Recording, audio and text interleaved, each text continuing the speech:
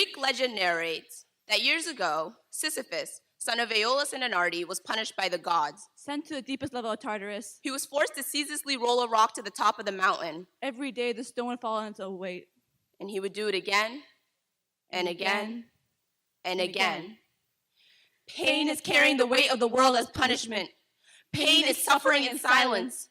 Pain is knowing your story is mundane. Pain is carrying the burden of $1.3 trillion in debt on the backs of our generation. We have lost our childhood. It is now a sea of confusion. This ill-fitted life jacket barely lifting us to the surface, as ropes of despair hold us at the ankles. Every setback, a sabotage, disguised as a glimmer of hope, a gasp of air. The weight of poverty sends millions to the bottom of the ocean. Oppression only adds to the hopelessness.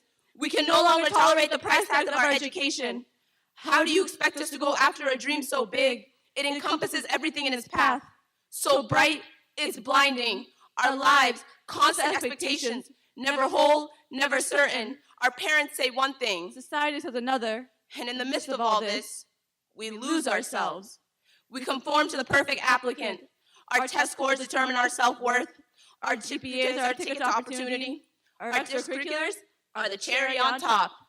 When do we get to?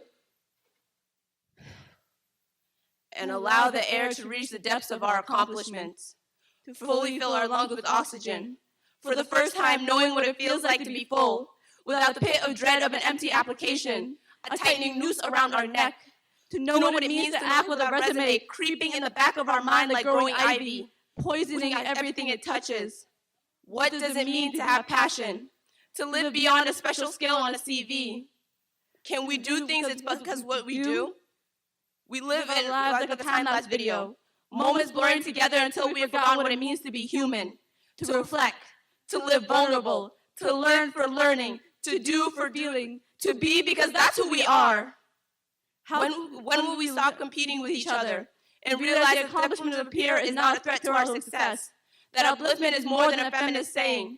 It's a way of life. When will we learn authenticity to apply to the spaces most needed, beyond the 500 words of a college essay? Prompt.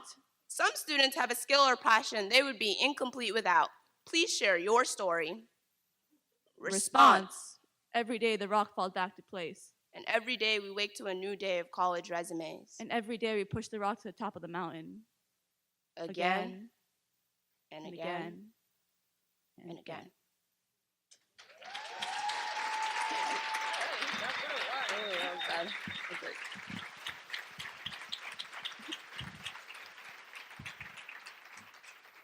All right.